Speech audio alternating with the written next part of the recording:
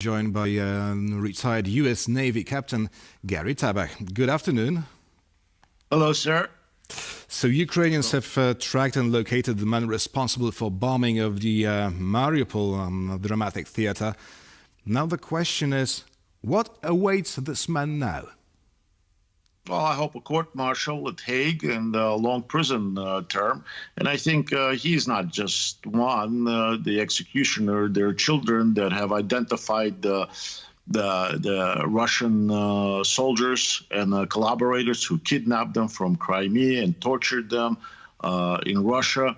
So there are plenty of the criminals that will need to go through another Nuremberg trials for crimes that are committed in Ukraine on a daily basis, and hopefully it will happen, and it will happen soon with the help of the West. It's the 21st century, and again, I'm addressing it to the Russian so-called warriors. We know who you are. We know who you are. This is the 21st century. They're your pictures, your conversations, your orders are known to the Western world, and it will come out at the time of your trial.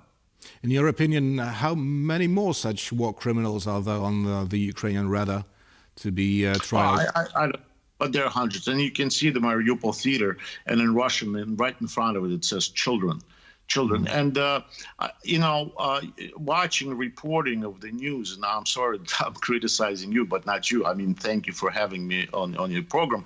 But we see that there's a lot of time spent on reporting this horrible crime of shooting 2 kids and 2 adults in school in the United States, and unfortunate, horrible accident that caused death of 36, I believe, illegal immigrants on the Mexican border.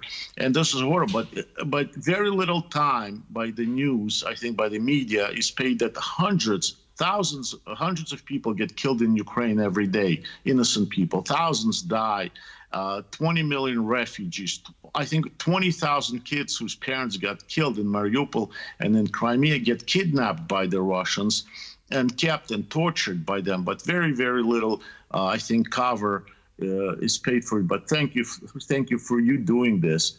And I'm not trying to minimize the other crimes on the Mexican border or at our schools, but this is a destruction of a nation, destruction of human beings. This is a genocide that's going on in Ukraine, and their entire nation like Russia is involved, and Belarus is involved in it, and there are a lot of collaborators.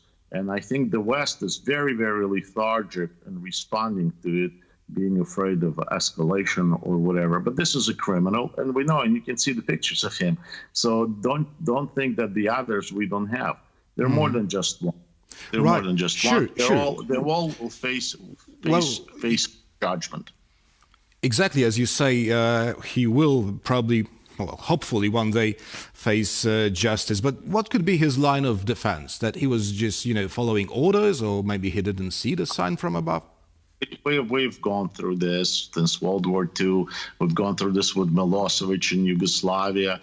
There's no such. Look at those pictures. There's no such excuse. You, as a military man who pledged the oath to defend people, to protect the ones that cannot protect themselves, to fight for the ones that cannot fight for themselves, killing civilians, destruction of civilian cities, wiping them off the face of the earth is not a legal military order by the Geneva Convention. They're all in violation of Geneva Convention. They will all face a trial.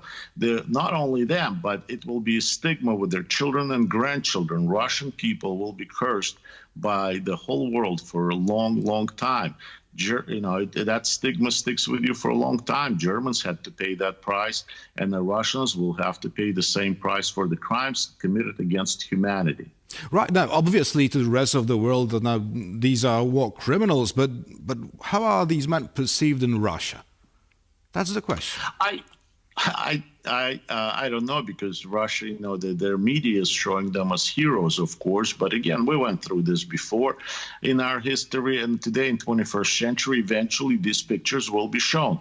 And as at that time, General Eisenhower, later on our President Eisenhower, he said once he entered the concentration camps and the death camps where people were killed, he said, my name is not Eisenhower if the Germans are not going to be dragged here and their faces are going to be stuck and they can see what they have created, even though those were the Germans that claimed that they had no idea that it was going on, right, you know, in their backyard. That did not help. And I'm sure there are going to be Russian citizens, Russian people that are going to be dragged into Ukraine, and they're going to be shown. They're going to be shown these pictures. They're going to be shown what they have created, the death, the cult of death that they were part of. Hopefully the West will wake up soon, and hopefully we will start taking action. And we can see, beside now, we're already seeing that even though it's a year later, over a year later, but we see that the Europe is waking up, the United States is waking up. I'm talking about the old Europe, the new Europe, like Poland, Baltic states, and other states have been very committed to helping Ukraine. But we see that Great Britain is very active now. We see Italy is very active. We see that today Germany has announced that they're going to give more tanks, that they're going to increase by 3 times or 5 times financial and military help to Ukraine. And United States, hopefully, is going to engage even more very shortly to stop this murder, to stop the destruction of innocent lives.